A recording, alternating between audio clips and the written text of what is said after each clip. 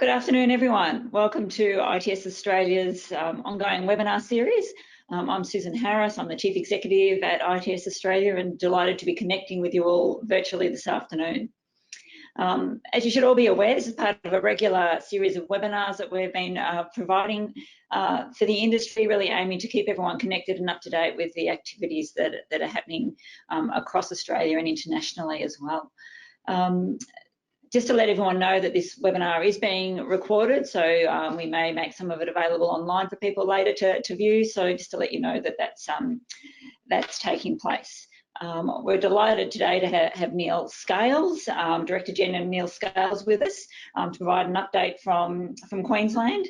Director leads Department of Transport, and Neil leads the Department of Transport and Main Roads, which has an operating budget of 5.8 million and a capital budget of 3.1 billion. Sorry, operating budget of a billion, 5.8 billion, and managing assets of over $70 billion worth. I think as many of you are aware, Neil joined TMR back in 2012 or joined the public service in Queensland back in 2012 as Chief Executive Officer of TransLink, and has been responsible for public transport network across Queensland. He was appointed as Director General of TMR back in March 2013 and has a number of directorships and chairmanships across high-level roles in Australia. So Neil, I understand we're going to get an update from you, and Neil has also offered to make himself available for some Q&A after that. So you're welcome to use the chat. If you've got questions to answer, please find the questions section on GoToWebinar and push those through, and we'll look to direct those to Neil after we've heard from him. So a great pleasure. I'd like to hand over to you, Neil, for an update from your end. Thank you. Right, well, as you can see, I'm in my office now, and this is day 122, I think, of COVID-19. I've tried to spend most of the time here and probably work the weekends catching up. But I'll start by respectfully acknowledging the Turrbal, Jagera and Yura peoples, traditional owners and custodians of the land of which I'm speaking to you today, and also pay respects to elders past, present and also emerging, and extend that respect to any Aboriginal and Torres Strait Islander people online today. First, I'd like to apologise for the Minister, who's now able to travel within the state. So he's been accompanying the Premier up north, and now he's in Kingaroy. So the Minister does send his apologies because he would have been here normally. And having opportunities to talk to key stakeholder groups like this is actually integral to actually making sure that everybody knows what we're trying to do and what we're trying to achieve, but also, you know, generating innovative ideas and discussion measures how not just Queensland but Australia can actually move forward during COVID-19. Now, normally what I'd do in the event of a disaster like a tropical cyclone, a bushfire or a monsoon is I'd go mobile and go out and about, obviously with social distancing and the countermeasures that we've got in place to limit COVID-19, which have worked very effectively, I've got to say. I've had to use this method of communication. So over the period since probably mid-March, I've done 47 DG messages, including 21 videos where I'm keeping the staff up to date on videos. LinkedIn, if you're on my LinkedIn crew, you'll see I've done about 20 posts on LinkedIn. But I've also opened a direct channel with the staff, which is really important. We've had about 230 direct questions. So you can ask the DG a direct question on anything COVID-19 related and get a response. That's inside, outside. I've done 10 external stakeholder meetings, and I've chaired 5 functional recovery groups. That's with stakeholders in Queensland. Now, the department hasn't actually stopped doing anything, so we're still running a full bus, tram, ferry and rail service. All our 90 customer service centres have been working flat out. Now, normally we'd see today probably about 13,500 customers. We're seeing about 9,500 customers. So there's still a need, I think, for Queenslanders to go and actually talk to a real person. So that's working very well. Our transport inspectors have been working with the Queensland Police Services and the Chief Health Officers under the Chief Health Officer direction on the borders. We've also transitioned all the bus and rail services to cash free, which is good, and we're promoting. And this is an ITS conference, so we're promoting a lot of online services. Little things we've done. If you take the request for to cross a road, you know, the button you press to cross the road, so you're in the city and elsewhere, they're on automatic now, so they're on all the time. We've waived learner license renewal fees. We're providing 6 months rent relief to TMR's 1,660 properties. We've changed medical certificate requirements for drivers 75 or older and give a bit more latitude there. We're spending about $3 million a month on cleaning, so cleaning bus, rail, ferry, and tram vehicles.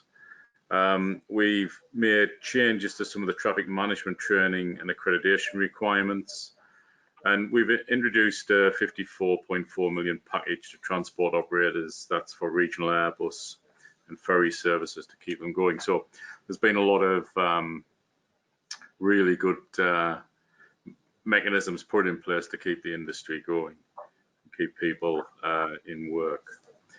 Ongoing discussions with industry. We've been doing, as all of us know, you know, the countermeasures of, if you've got symptoms, stay at home and seek medical advice, keep social distancing, make sure you wash your hands a lot or use sanitizer. So we've been promoting that, and I know everybody's aware of that. On the civil engineering side, we haven't stopped a single project. So fortunately, the $23 billion program, which is our Q-Trip program, that's this year's program behind me there, and behind that is last year's program. So we're about $150, $200 million ahead, mainly because of the weather. We haven't had a serious weather event. So we've got measures in place. All of our contractors have got COVID-19 plans, and that'll be one way we can actually get this state and also Australia out of the obvious recession that we're in now. We've also recognised that freight and logistics plays a really big role in what the state's trying to do. So we've been working with industry on that, and my minister, Minister Bailey's had a number of Queensland Ministerial Freight Council forums, and that's worked really, really well. We've had, I think, 3 of those so far, and one of the things that has worked, and we've suspended the curfew on deliveries to supermarkets until 31 October 2020. That's to keep the supply chain going. And in the early days, apart from the well-publicised run on toilet rolls, which always astounded me, but there you go, we've actually kept the supply chain going to all our supermarkets. As I've said, on the civil engineering side, we've been working very closely with the groups there, the Queensland civil contracting industry. And as I said, with the weather the way it is, I think we're going to be ahead. And we've also got a couple of other stimulus packages coming out as well. So I think that's going to be one of the things that we need to do across the whole of Australia, is keep the civil engineering side going, which is working quite well. Because if you look at just Queensland, you know, what do we sell in Queensland? We sell mineral products, agricultural products, and sunshine. Well, the tourism industry and the hospitality industry obviously has gone through a really difficult time, not just here, but in the whole of the country. So we'll need to help them as much as we possibly can. So turning to what the recovery is, it's in 3 stages. One is sustain, which will be 3 to 6 months. So we're in that period now where we're trying to help people along. Then transition. So sustain first, then transition. So that's 6 to 18 months, and infrastructure is a significant focus there for the second horizon. So that's on the boosting jobs, retaining jobs, and boosting productivity. And then transform, which is 18 months on. So capitalizing on new opportunities and driving a growth agenda now. If you take the department, there's 9,167 of us, and 42% of us up until what will be next week have been working from home. And that's provided a lot of benefits, and we've got a lot of good stories to tell where, you know, productivity's actually gone up. And we've got to be really careful because there's a counterbalance as well. Because if you're doing a journey to work, there's a start point. where you start your journey, and there's an end point where you go home. If you're working actually at home, there's no punctuation of the start and the end point, and we're finding that we're having to reinforce with our staff. Just look after yourself, just make sure that you've got social contact, and we're starting to bring our people back to the workplace next week, probably 25% of that 42%, and probably for 2 days a week, and then gradually ease people back into it.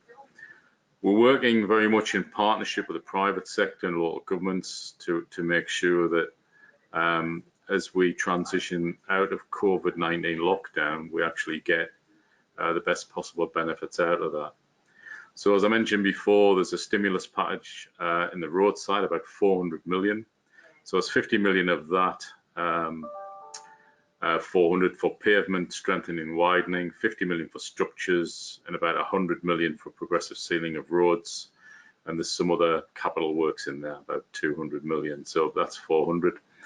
And we reckon that'll sustain about 430 direct jobs, and of that 430, about 360 will be in regional Queensland.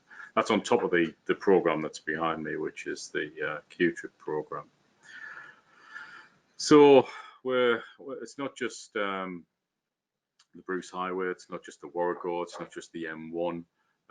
We're improving local roads as well, and we're working with our 77 council partners on that, and we've done quite well on, say, the M1 M3 merge, which is now open, and that was delivered ahead of time.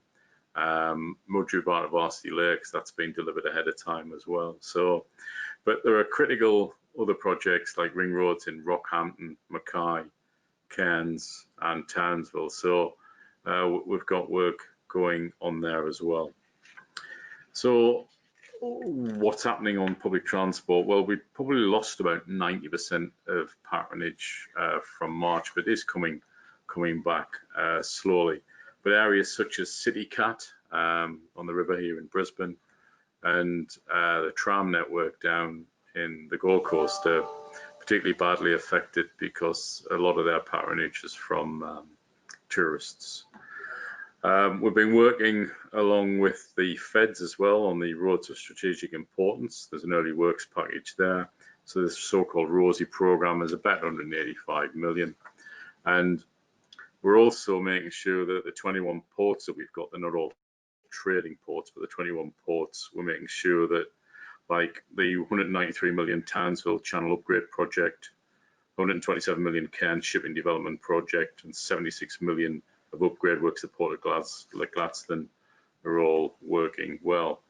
We were quite hard in the port side in terms of controlling shipping in and out, but since we put the restrictions in mid-March, we've had over 3,500 ships in and out of our ports here, and basically we haven't had a single issue where we've had a coronavirus case come in from the ports.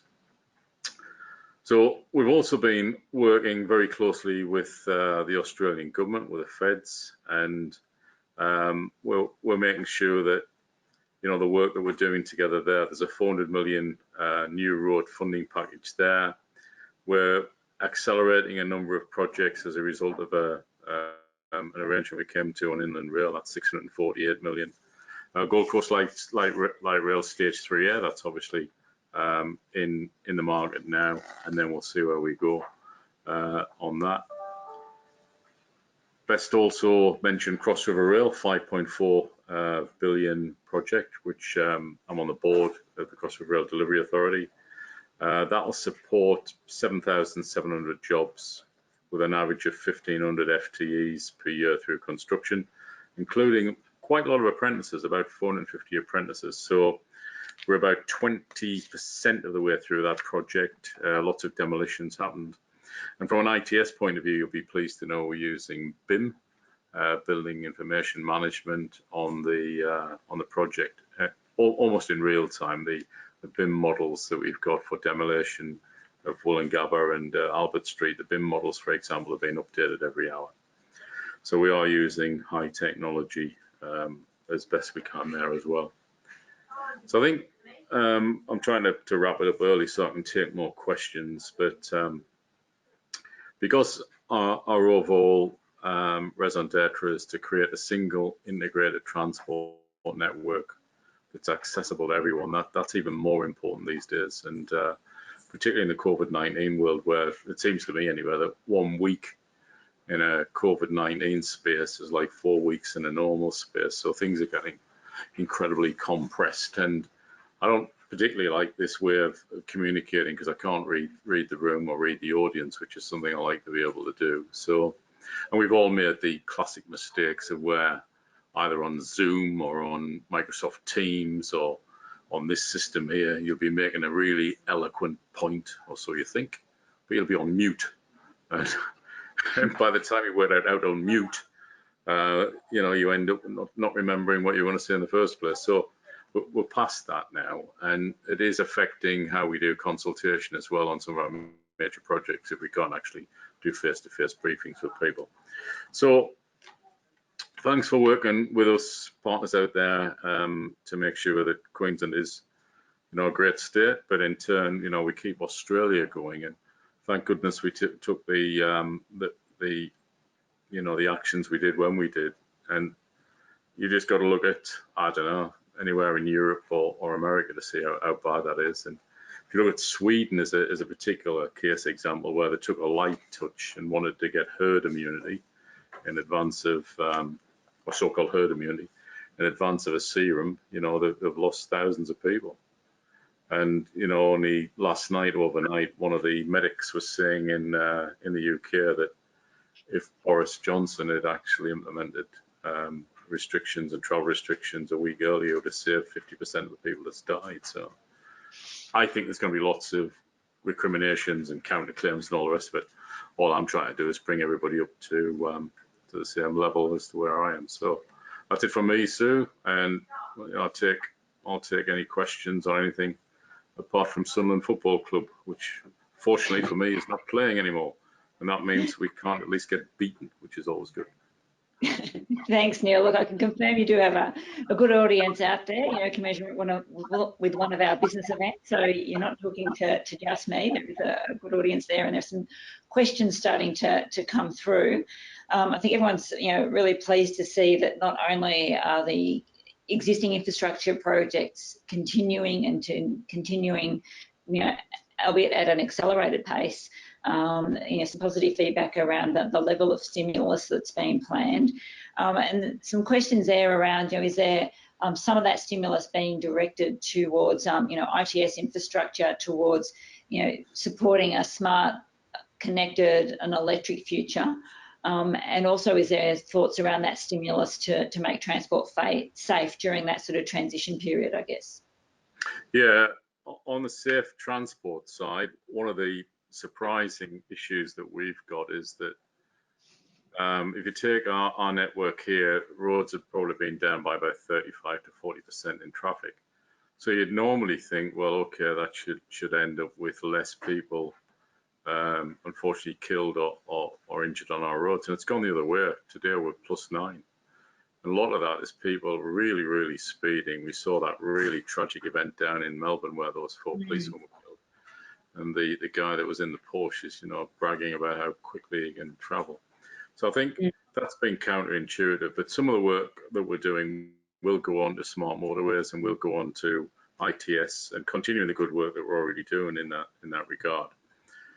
As far as keeping the network safe, we've got guidance out to in the southeast corner in particular, guidance has gone out to our bus operator colleagues, obviously the rail operator, tram and ferries, but we are spending, I think it's 3 million a month on extra cleaning.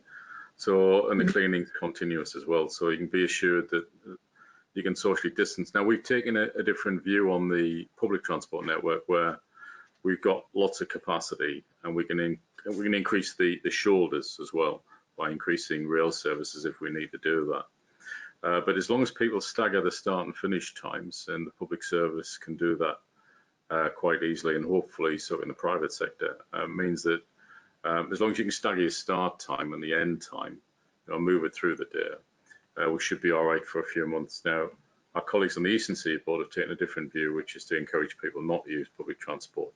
We're taking a view that there's enough capacity as long as you do that. And we're relying on people as well to actually do the right thing. We're not policing this, so I think it would be impossible anywhere on a tram, for example, where the tram driver is in a separate compartment. You can actually see what's behind them on CCTV, but asking somebody to police that would be wrong. So asking people to do the right thing. And if you look at Queenslanders, I'm not too sure about other states, but certainly Queenslanders are doing the right thing at the moment. So yeah, some of the money is going towards making the roads safer, but the accelerated funding is, I'm trying to move it not from the southeast corner, but outside the southeast corner, and working with our partners, not just in the civil construction industry, but our 77 councils as well. So we're keeping that going. So the answer, although you've asked the question, I've told you the story. The answer is yes, we are investing more in ITS. Pleased to hear it. We're continuing to get a good flow of questions through here, Neil. So, some positive feedback on keeping the lights on, keeping particularly the infrastructure and construction sector going. I think across Australia, our members have really felt the benefit of governments continuing to invest and continuing those projects running. But of course, they have all taken a hit one way or another. The question is really around the next few phases. So we're in the sustain phase at the moment, moving into a transition phase where we've got some stimulus coming, and then onto a transformation phase. Is there much thought about what that transformation phase might look like, maybe post a vaccine, and what the future looks like in Queensland? I think the future's bright in Queensland. I can show you there. That's how bright it is. That's the view I've got. The sun's shining on the righteous, but probably also on the wicked, I guess. But one of the things that has happened with COVID-19, people are reassessing how they live. People are reassessing, all sorts of, things. People are not, living to work. They're working to live. And what's really surprised me in a good way is just how the departments reacted to working from home. Say 42% of the staff, that's 42% of 9,000 odd people are working from home. And bear in mind that the customer service centres can't do that. Some of our project managers on construction works can't do that. They've got to be on the ground. Our MSQ, Marine Safety Queensland people, can't do that. But a lot of the people that can work from home, we've encouraged them to work from home, and they're being very, very productive. So actually building in working from home going forward is the way to go. But I've got to balance that with social contact, and also mental health, because there is an issue there if you don't have the social contact. And we are social animals. We've got to have due regard to people working too hard, or people getting mental issues. So we're very, very cognizant of that. The other thing as well, we've seen a spike in not us, but we have seen a spike as an observer in domestic violence calls. So being a champion against domestic violence and being a white ribbon organisation, that's something as well that is concerning me. So the new normal, or as I'm calling it now, business as unusual, is something that we're going to have to look at. So there's been an explosion in cycling and walking. Now we're already spending over the next 4 years 200 million on walking and cycling. So cycling facilities are something that we're really going to have to actually ramp up. But it's not just the physical infrastructure side, it's the end of trip facilities. So showers and lockers and somewhere to store your bike. So that's going to change in the new normal, which I think is great, because we've already got 2 out of 3 Queenslanders classified as overweight. I'm not standing up, but I should be about 8'2" for my weight. But I'm trying, even I'm doing like, it's scary. I'm doing 90,000 steps a day, because I'm actually twice a day getting out of this place and just walking around the block. So I think we're going to be a healthier nation for it. So that's one thing going forward. Another thing going forward is the use of this technology. We were really very fortunate that our IT department was able to provide the people that were working at home a way to connect properly. And we did see in the early days, in probably late March, early April, where the Telstra system collapsed, mainly because of weight of people, I think, actually on the system and downloading lots of stuff. So we've got past that as well. So people are downloading stuff out of normal sort of hours, whatever normal is, and then working on it offline rather than working on it online all the time. So I think the new normal is going to have more telecommuting and telepresence. So, and as a department, we're still grappling with how we do that and how we actually, do the best for our people, because the department's essentially one big family where we're trying to look after the family members. So I think the new normal is going to be that. So there'll still be a continuing and good investment in the physical infrastructure, but we've got to look at the social infrastructure as well and how we do that. So I see more walking, cycling, I see more telepresence, more telecommuting, and I see the department being probably an agent of change in that, because we are redoubling our efforts on mass and mobility as a service. We're already well on the way with our new generation ticketing. The physical infrastructure on, bus, rail, ferry, roads, airports, all that sort of stuff, I think that's working really well. But you take our airports, because the international travel and interstate travel isn't there yet. Last time I talked to one of the airport folk, they were saying it might be 5 years before airport travel gets back to where it was in terms of volume. And bear in mind, the metric I use, every million passengers is 1,000 jobs. So it's not just for this state out the window, but certainly for all states and territories, you're going to have to work out how that works. And what the consequential effects that are. I can see Dreamliners, for example, being converted to freight planes, for example, because people aren't going to need to travel as much. So if you take Australia and Queensland in particular, some great things to see here, not just the Great Barrier Reef, but all sorts of other things. And there's all sorts of things in the rest of Australia to see without the need to sort of travel to Europe or the States. So I think the new normal is going to include all of that. I think what we've got to do, though, is keep these things going now where, we dispel any myths, because if you just look at where the ladies and gentlemen of the press are going, they're looking for gaps between states or gaps between states and territories and really inflating that, when actually what we should be doing is things like not wasting a good crisis. And COVID-19 is an impetus which is going to change everybody's strategies. So instead of letting it, be done here, what I'm trying to do is trying to harness that. And things like, using little taglines like rebooting the commute is something that you'll see coming out, where we're saying, right, okay, what does it need for you to travel more sustainably, either walking or cycling or using, shared facilities in a COVID safe way? So we have to think through all of that. I think interesting. Yeah, so it's going to be difficult. It's tricky, and there's no easy answer. But I think the fact is, and I've said this before, I've recognised the problem, so I'm halfway to beating it, I think. Yeah, thanks, Neil. I think, you captured some of the questions there around people. There's been some recognition that we've been through this crisis, and there's been some good things, so let's not waste it. How can we hang on to some of those and shape things differently going forward? Queensland's also been doing some great work in mobility as a service and exploring, how that's going to work and starting to shape the context for that. Has there been thoughts about how to shape that deployment in Queensland to really harness some of the opportunities that we've seen and capture some of the benefits? Yeah, we're still working flat out on that. We're looking to have the payment system that we're investing in as well, new generation ticketing, which is you don't have to use a smart card. You could use, one of these or one of these, smartwatch or any non-contacting credit card. So account-based rather than device-based. So that's going to give us a massive amount of data moving forward. So we've got that. And a lot of other states and charities have got it as well.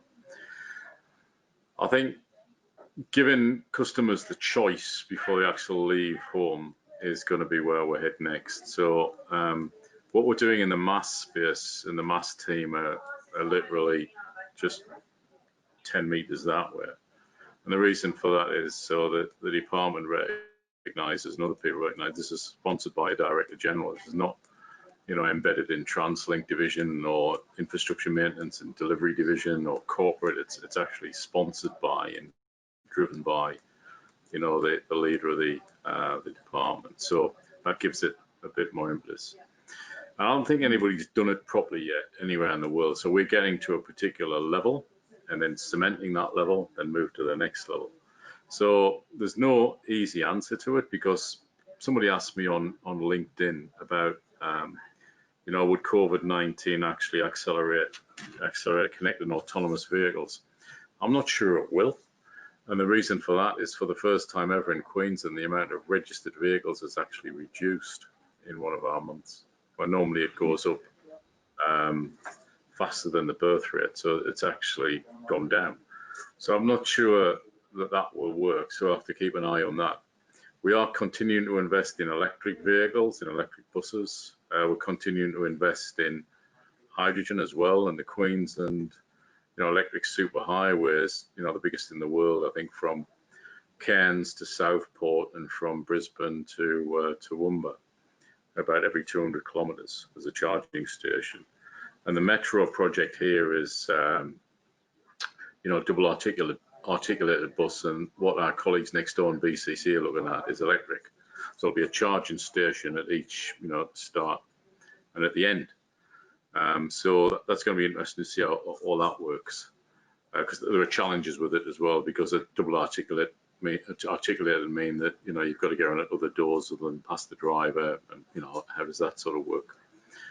And going cashless, I think, has been something I've been trying to do for 8 years, and I did it overnight. So that's one thing. And then in our customer service centres, where we collect, I don't know, at the customer service centre here in Brisbane, we collect maybe 1,000 books a day. It's gone to 5,000 books a day. That's because we're one of the few areas that will actually take cash, which is all right. So there's been some really perverse things happening that you wouldn't, you know, guess at. And one of them is the increasing fatalities on the road, which has been really scary for us. But on the other side of it, you know, we've got really concrete examples where people working at home for the department, the productivity has gone up, you know, enormously. So I think in the new world as well, you're going to see more of this, more sort of leaders actually communicating and being real people, hopefully, communicating more like this. And the thing is that when I started this, and it's a really important point for the people that's listening, if you're on a communication strategy, once you start it, you kind of get off. It's like a treadmill. So I've got an end point to this, and my end point is 31 October, which is the state election. So I'm going to do all of this, you know, really good communication. Well, I think it's really good anyway. Communications. And then when we get to 31 October, we'll have a new political team, whether it's red team, blue team, you know, green team, rainbow team, you know, who can predict it. And then it'll be a different set of communications from there, because whoever is in, we'll have to reset or have a set of policies that the department will have to react to.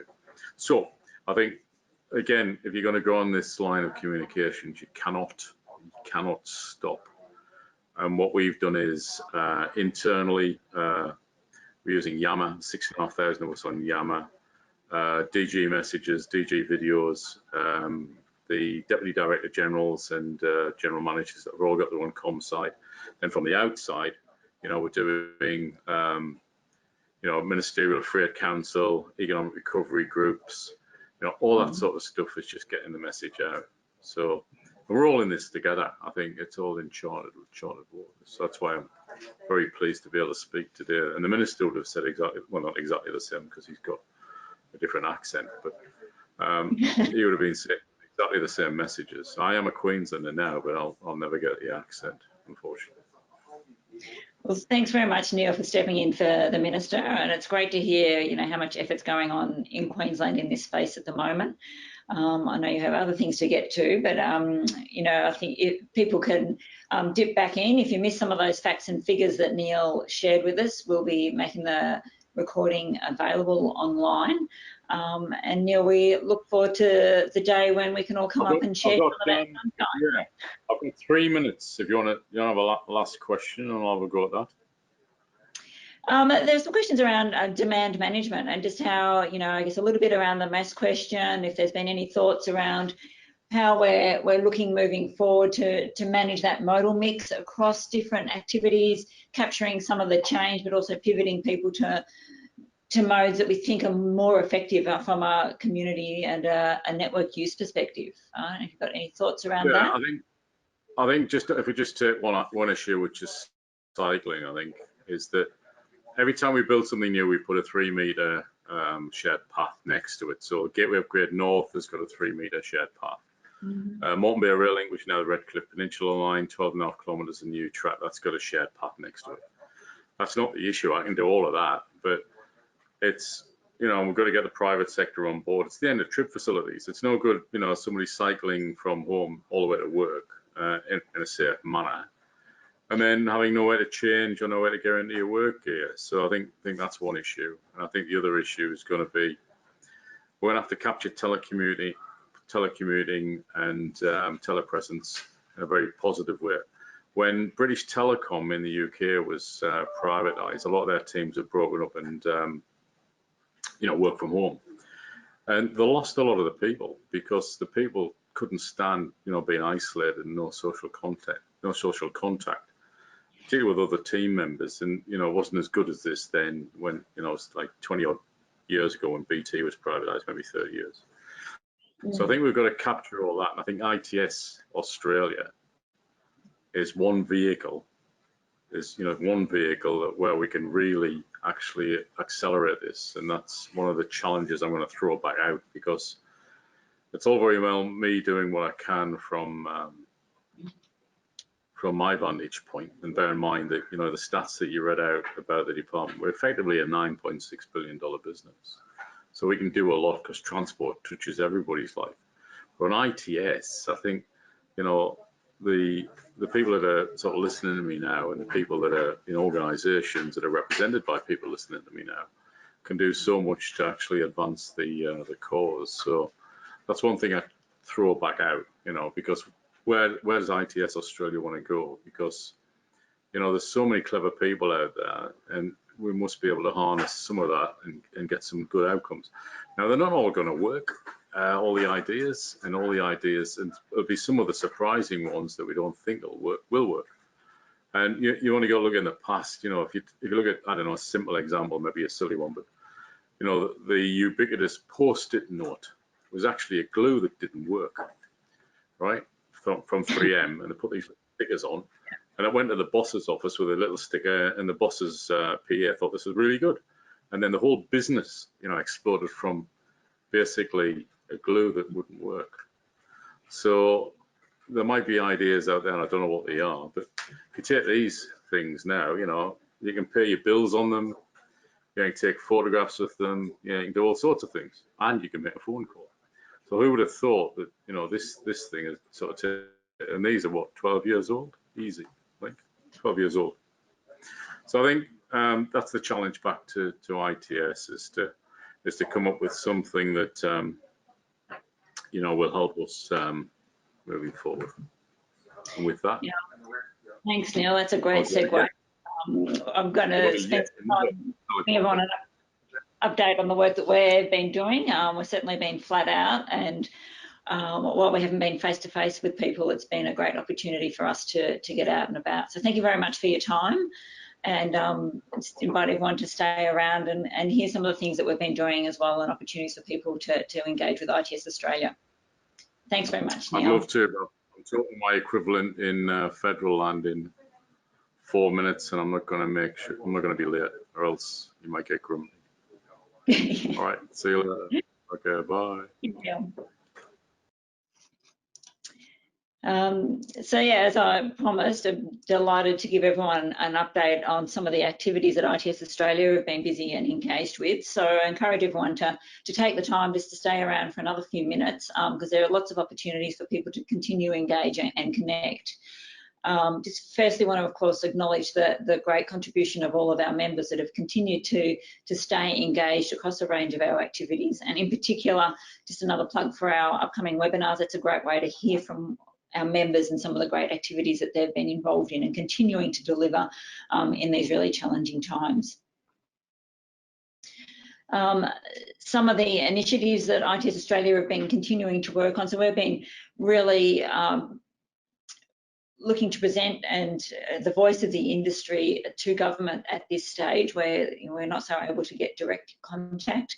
We've been working really closely with government, issuing a statement on the economic recovery in Australia and the opportunity to invest not just in infrastructure but invest in smart infrastructure, and also reporting some of the challenges that industry are facing around supply chains, around access to expertise, and also just around those physical distancing requirements on sites as they aim to keep the economy moving in the infrastructures that they're working on.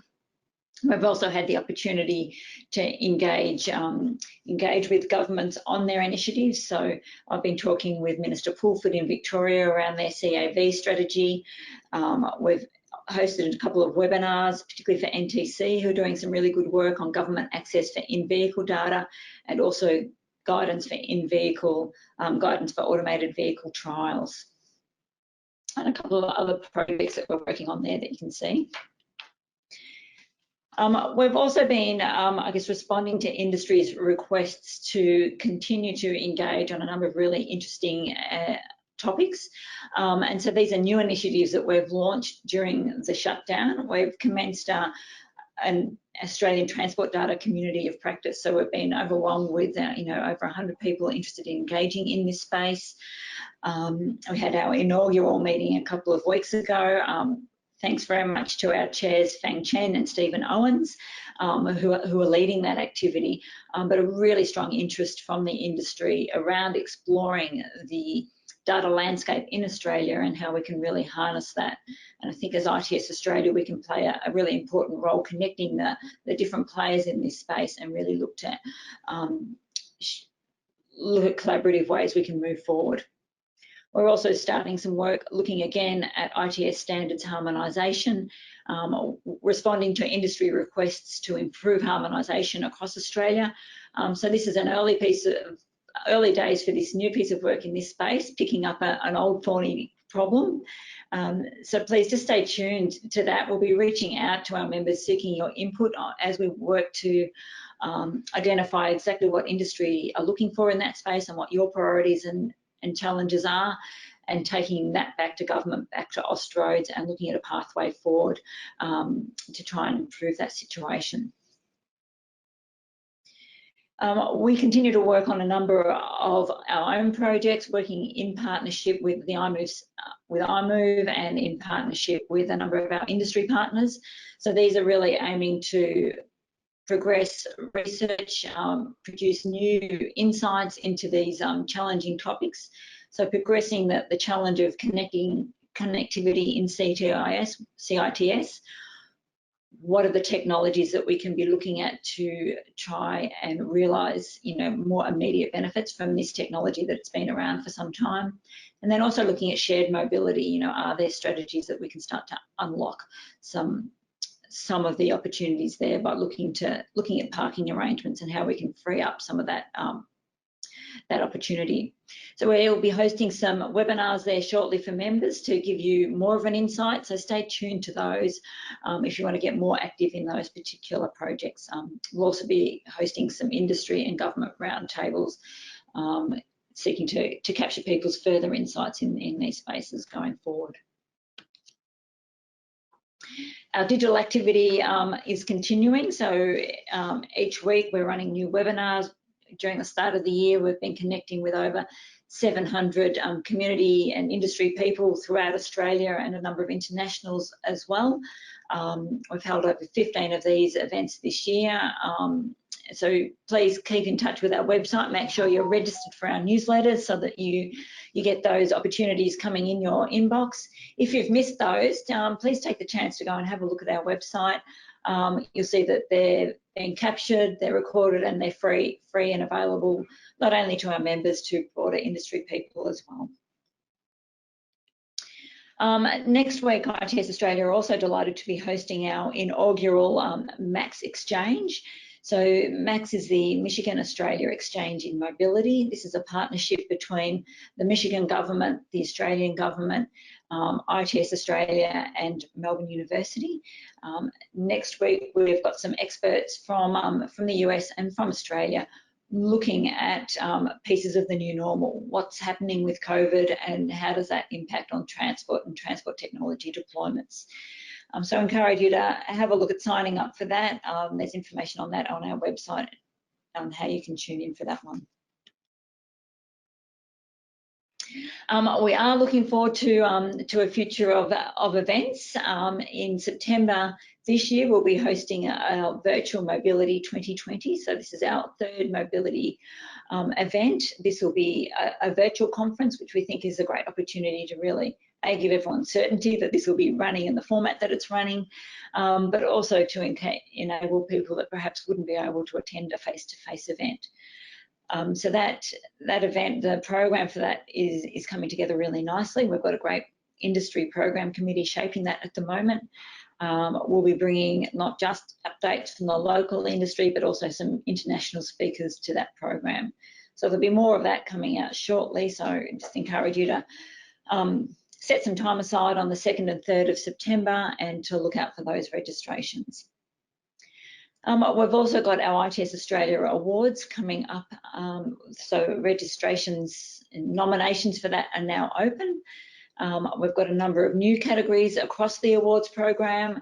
So take the opportunity to have a look at those on our website. Feel free to reach out to the team at ITS Australia if you want a bit more information about your great project. If you're not sure what the appropriate award category is, we've just reframed those to really match where the industry is at the moment and to really sell those projects going forward. So we look forward to hearing your submissions on that. Lastly, I hope everyone's across the fact that the Asia Pacific Forum has been postponed from May this year, and we're really looking forward to a strong program from the 12th to 15th of April in Queensland. I'm sure that their borders will be open by April next year, and we look forward to that opportunity to be face-to-face with everyone locally, and also to be able to connect with our international people as well. We're delighted to confirm that we've had ongoing really strong support from our industry partners. We're continuing to honour those speakers that have put forward their nominations to speak, and we have a great program, both technically, both in terms of the exhibition and in terms of our great sponsors that will continue to come on board for that. So we're looking forward to seeing everyone at that event in April next year. Just a reminder that this event also incorporates our NETC conference. So for those of you interested or engaged in the tolling space and the data space, make sure you have this in your calendars and look to register for that when the registrations reopen later this year. So finally, just encourage everyone to stay in touch and stay connected. We're busy as ever, looking to engage with industry members and looking to support your needs. There is a lot of information on our website around the industry initiatives, the policy work and research that we're undertaking. There's opportunities to tune into webinars and stay connected, and a whole range of avenues to stay up to date. But also, if you've got stories that you want to share with the industry, we're happy to share them out in a range of formats as well. So please stay connected, and look forward to talking with you all again shortly. Thanks very much for your time, everyone.